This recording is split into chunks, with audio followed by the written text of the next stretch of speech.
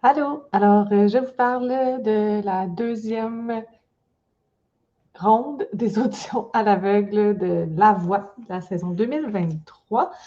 Donc, désolée pour mon retard. En fait, la semaine passée, j'ai accouché et je l'ai filmé une première fois, puis je ne sais pas si c'est à cause de mes AirPods, mais le son était vraiment mauvais. Fait que merci de me l'avoir dit. Je m'en suis pas rendu compte, j'ai filmé ça, j'étais comme yes, j'ai réussi, puis je l'ai posté, mais on n'entendait rien, la moitié, même plus du temps. Donc, je reprends. Le deuxième dimanche des auditions à l'aveugle, personnellement, j'ai trouvé que le niveau était un peu moins fort que le premier dimanche. On va faire le tour. On va commencer par tous les candidats qui ont été choisis, puis on va parler après de ceux qui n'ont pas été choisis et de cette histoire de la deuxième voix.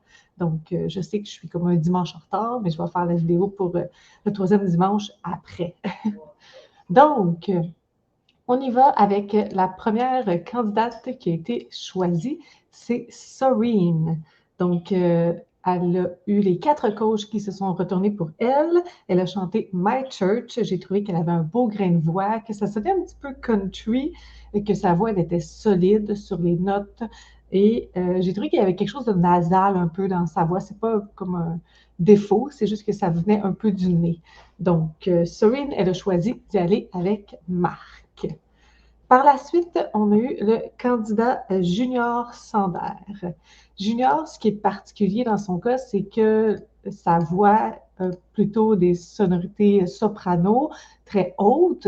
Donc, c'est pas vraiment le bon concept pour lui puis d'y aller à la voix parce que c'est pas sa voix en tant que telle qui est particulière.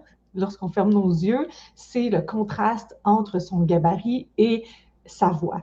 Et c'est pas la première fois qu'il y a des candidats comme ça qui passent à la voix et qui ne se rendent pas dans l'aventure parce que les juges seraient davantage impressionnés s'ils les voyaient. Il a été chanceux qu'un coach qui se soit retourné parce que dans un autre contexte, à mon avis, il y aurait eu beaucoup plus de votes. Mais là, à l'aveugle, les coachs ne pouvaient pas savoir que c'est un gars qui chantait cette chanson-là. Avec cette tonalité-là, ils pensaient juste que c'était une jolie voix féminine. Donc, c'est ça, c'est risqué, c'est pas la première fois que ça arrive.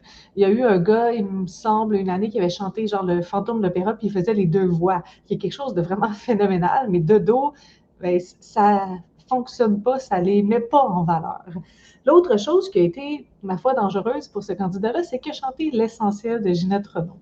Et il y a certains euh, disons, il y a des artistes, il y a des chansons qui ne sont pas intouchables, mais si on veut chanter ces chansons-là, il faut soit avoir un univers complètement différent, les interpréter de manière différente, mais si on a juste une voix qui ressemble un peu comme lui, il a une voix lyrique, puis Ginette Renault, elle a une voix lyrique, mais il ne peut pas accoter la voix de Ginette Renault. Sa voix, elle est énorme, il y a un vibrato intense, donc lorsqu'on entend l'essentiel, on entend Ginette Renault et on compare forcément à la baisse. Donc, ça aussi, c'était ma foi un choix risqué. J'ai marqué que c'était une grosse toune. J'ai trouvé qu'il l'a bien fait et pour vrai, il aurait mérité plus que juste une chaise, mais compte tenu de ces deux choses-là qui le désavantageaient, je suis juste contente pour lui que Mario se soit retourné. Donc, il est dans son équipe. J'ai hâte d'avoir la suite, définitivement, pour Junior Sander. Par la suite, il y a eu Elisabeth. Donc, Elisabeth, il y a 3 coachs qui se sont retournés pour elle. Elle a chanté Rise Up. J'ai marqué que c'était une performance solide, beaucoup de fioritures, une voix avec un petit filtre. Et elle est allée avec Corneille. J'étais quand même surprise. J'avais l'impression que c'était le type de chanteuse à Marc. Là, je ne me souviens pas si c'est Marc précisément qui s'est pas retourné, mais ça serait surprenant, en tout cas. Euh, Après, on a eu Nicolas. Donc, Nicolas qui est ici. Hop, comme ça. Donc, Nicolas, il a chanté Adore You. Et dans le troisième épisode, ils vont parler beaucoup du choix de chanson, mais je trouve que ça aurait été un bon sujet aussi dans le deuxième épisode. Parce que vous voyez, lui aussi, là, il s'est attaqué à une chanson de Harry Styles. Harry Styles, il a une voix particulière, il a un style, il a une amplitude de voix assez incroyable. Donc, puis il est en vogue. Ces chansons, on les connaît, on les entend, on a sa voix en tête. C'est dangereux de chanter du Harry Styles, à mon sens. Par contre, les juges et les coachs ont été vraiment beaucoup plus emballés que moi pour cette performance-là, puis tant mieux pour lui. Parce que moi, j'ai remarqué que c'était pas toujours juste. Forcément, il y a des notes plus hautes. C'est de la haute voltige de chanter cette chanson-là. Puis parfois, il n'y arrivait pas tout à fait. Donc, c'était pas toujours juste. Oui, je me avec ce mot-là matin. Sa voix était feutrée. Il y avait aussi un petit aspect rock. Donc, tu sais, il y avait quand même une interprétation différente. Je pense que c'est ça qui a plu au coach parce qu'ils se sont tous retournés et il a décidé d'aller avec Marc. J'ai hâte de voir la suite pour ce candidat-là. Je ne suis pas complètement vendue. Je n'ai pas saisi le potentiel complet. Donc, ça va être intéressant pour les duels. Après Nicolas, il y a eu Philippe. Donc, Philippe, c'est vraiment une voix de raconteur. Ici, il a chanté « Il va toujours y avoir ». Je trouve qu'il y a une identité vocale super intéressante. C'était clair, la prononciation, plus. Il nous racontait quelque chose. Ça, c'est un type de voix. On ne peut pas mettre duel contre une powerhouse voix. C'est vraiment un style unique et particulier. Ça pourrait peut-être le désavantager sûrement dans le concept de la voix, voir avec qui Marjo va le pairer pour les duels. Donc, il y a juste une personne qui s'est retournée et c'est Marjo. Après Philippe, il y a eu Adam. Je pense qu'Adam, c'était ma performance préférée de cette soirée-là. Donc, Adam, ici, il a chanté « Il est où le bonheur ?» Il y avait du swag dans cette performance-là. Il y avait une identité artistique très claire. C'était cool. Il a même changé les mots. Donc, tu sais, il faut que tu sois quand même à l'aise pour pouvoir faire ça sur une chanson. Les 4 se sont retournés. Il est parti avec Marc. Je vais sûrement faire une vidéo à la fin des auditions à l'aveugle pour vous parler de mes préférés, juste comme les mentionner. Mais je pense que lui pourrait en faire partie. Après Adam, il y a eu Virginie. Donc, je pense que ceux qui n'ont pas été choisis, on va en parler à la fin. Virginie qui est ici. Donc, elle a chanté « I'll Never Love Again ». Moi, ce que j'ai marqué, c'est que c'était pas toujours juste. Donc, il y avait des petits enjeux de justesse. Elle a malgré tout une voix super puissante et l'interprétation, elle était très bien sentie. Elle est allée avec Mario. Il y a juste une personne, en fait, qui s'est retournée pour elle. Après Virginie, on a Lunella au piano, qui est ici. Hop! Donc, elle a chanté « Voilà ». Et cette chanson-là, c'est drôle parce que à Star Academy, la dernière saison qu'il y a eu, c'était la chanson de Camélia. Donc, pour moi, c'est comme une chanson qui est associée à une artiste très récemment. J'ai trouvé par contre qu'elle avait un timbre super intéressant, que c'était une très belle interprétation.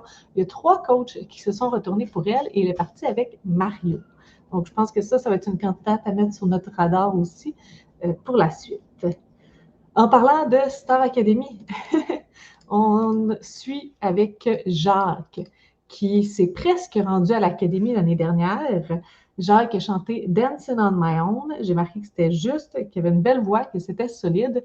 Moi, personnellement, c'est juste pas de sparkle, on dirait, avec la voix de ce candidat-là. Il y a un bon potentiel, il peut sûrement s'améliorer beaucoup, progresser beaucoup. Il est parti avec Corneille. Après Jacques, en fait, on termine ceux qui ont été choisis avec Mélanie, qui est ici. Donc, Mélanie, elle a chanté « Ailleurs », la chanson de Marjo. J'ai marqué que c'était solide. On voit qu'elle a du mélange, qu'elle a du métier. Les 4 coachs se sont retournés et elle est effectivement partie avec Marjo.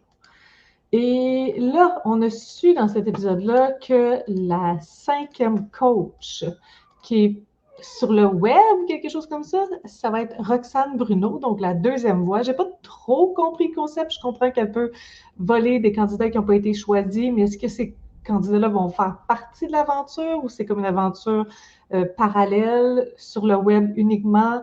Je n'ai pas trop cherché, mais je ne suis pas trop certaine. Donc, en fait, j'ai été très surprise de voir Roxane Bruno, simplement parce qu'elle n'a pas du tout le même niveau d'expérience que les 4 autres coachs. Je comprends que c'est une artiste jeune, une artiste qui est sur les réseaux sociaux, donc si ça se passe sur Internet, la deuxième voix, ben, c'est son élément. Mais par contre, tu sais, je ne sais pas, mais elle est quand même assez jeune dans son parcours d'artiste. Est-ce qu'elle est prête? Est-ce qu'elle a les capacités pour faire progresser les autres? Je ne sais pas. C'est moi, on dirait que c'est ce petit aspect-là qui m'a vraiment surpris de la présence de Roxane Bruno. Je m'attendais à un artiste qui a plus de millage, qui est rendu peut-être à offrir aux autres parce que lui-même ou elle-même a fait son chemin dans la musique depuis des années. Donc, ça peut être un biais de ma part. Peut-être qu'elle va faire un excellent job et je le souhaite. Donc, on verra pour Roxane Bruno. Puis, ça veut dire qu'elle avait ces candidats-là ici, hop, qui n'ont pas été choisis. Donc, on va regarder ça rapidement. Le premier, c'est Ryan.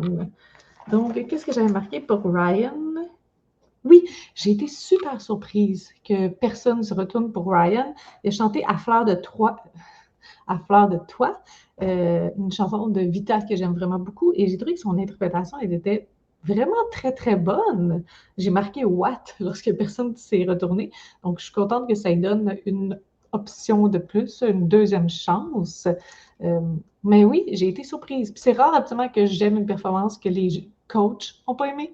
Absolument, c'est l'inverse. Comme tout le monde a trippé, puis moi, j'ai trouvé ça correct. Donc, je ne sais pas ce qui s'est passé pour lui, mais moi, j'ai beaucoup aimé.